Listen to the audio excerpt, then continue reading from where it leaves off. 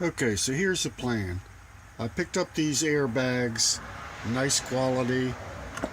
They come with the air fittings, some hose, about $80, and I'm going to stick them on the back of my truck.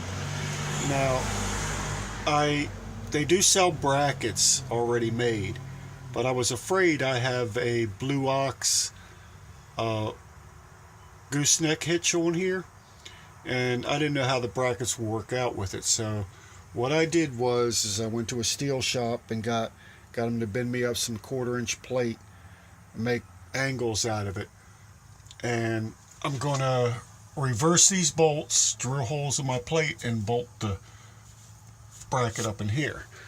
And I'm gonna weld some side pieces on here for extra support. I don't know that it's actually needed. I'm gonna have a lot of steel up there after I'm done, but at any rate, if you'd like to see the Blue Ox hitch review and installation, I subscribe to my channel. I have a video on that. You can see real nice and clear. I did it with the bed off, so you can see how it all goes on there, but I think it's a great hitch. So what we're going to do is I'm going to go ahead and get started. First thing I'm going to do is take those bolts out and make some marks, and we'll see how it works out. Stay tuned. Okay, here's what I ended up with. I notched out here for my air fitting, and I got my 2 holes here for my bag, 2 holes here to bolt it up to the frame. Maybe it's not as beautiful as if you ordered one from the factory, but it's perfectly functional. It's a good time too. I always tell people I'm not a professional welder. I'm self-taught. You know, if you've never welded before, this is a good opportunity to weld, learn how, get yourself a little welder and try it out, see how it goes. I originally bent these 6x6, and it was too long, as unnecessary, so I cut the back of it off too. So anyways, we're going to bolt that on the truck next, and we'll see how we hook up the bottom piece for the bottom support. So here it is, all bolted in place. I turned the bolts around originally. If you can see them in there, they went down. I just turned them around so nothing's protruding down where my bag is. I got my bolts up top here. I can get to them if I need be, or I can even unbolt it from the frame. I threw some paint on there just to stop the rust. But it's bolted up real nice and tight to my gooseneck hitch. So that's all tightened and ready to go. And what I was going to do next is I got these steel plates, same thing, 1/4 inch steel, and I got a hole here that's going to go into the bottom. The airbag has a bolt hole for it. Then what I did was I picked up these things just at a hardware store, and I think they're going to do the trick for me. What I'm going to do is I'm going to stick those over the spring, and then I'm going to bolt it on the bottom and tighten them in place. Now the bottom is pushing down on the spring in numerous spots, and the weight's spread out there across where the axle's at. I don't think there doesn't need to be much in the way of support. It just needs to hold it in place.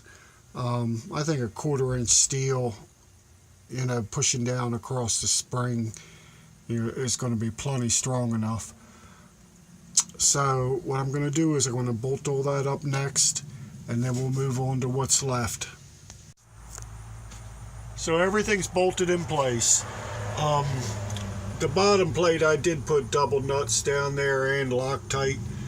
I just don't want it vibrating loose. For some reason my bolts like to vibrate loose in here, so I've been using more and more Loctite. You see the air fitting up here where I have the hose coming out, and what I was giving was these air fittings, So, you slide the nut, of course, up over the line, and then you tighten it up over top of it.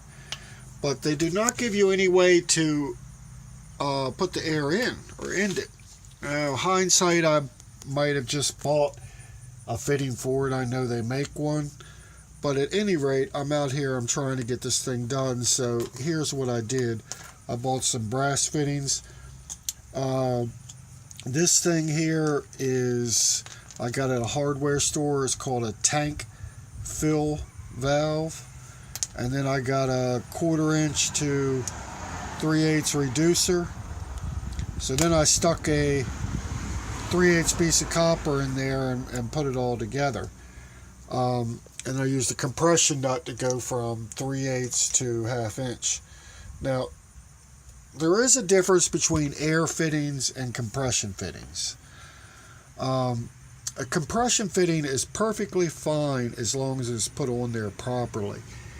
As you can see here, I have this one so you have some overlap in it. And when you put these on, they have these crush sleeves, and you want the sleeve to crush down on there. But you can make them too tight and damage the crush sleeve, and you don't want that.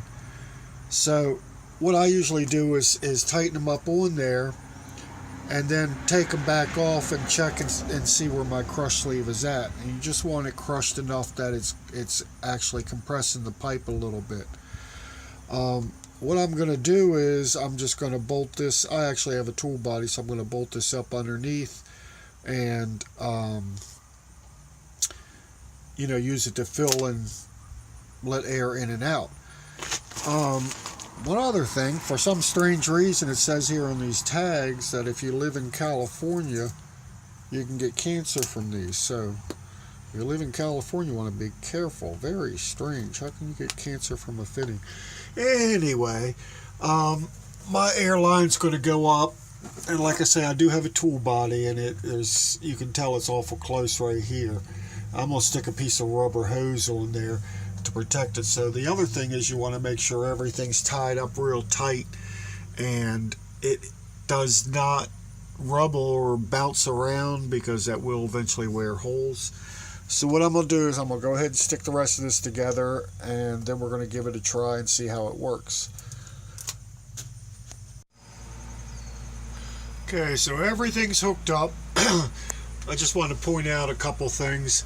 If you do something like I did, you want to check for leaks. I'll show you what I mean. You see the bubbles coming out of there. So that means if every day you're going to come out, you're not going to have pressure in your airbag. So this airbag is inflated.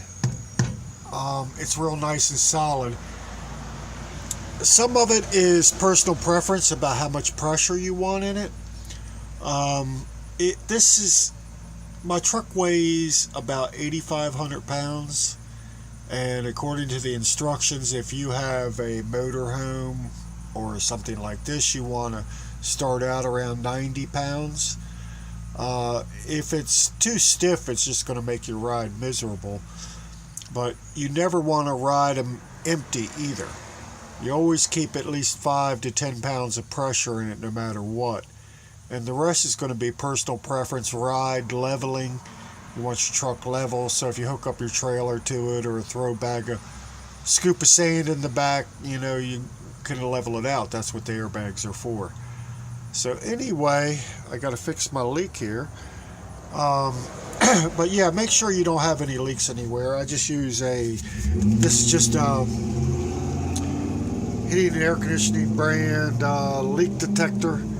But you can buy leak detectors at any plumbing place, or like this, just a soap bubble solution. I hope this helps somebody out, and be sure to subscribe to my videos. I have a lot more Dodge stuff, and take a look at our website, how2fixvideos.com. You all have a good day, and we'll see you next time.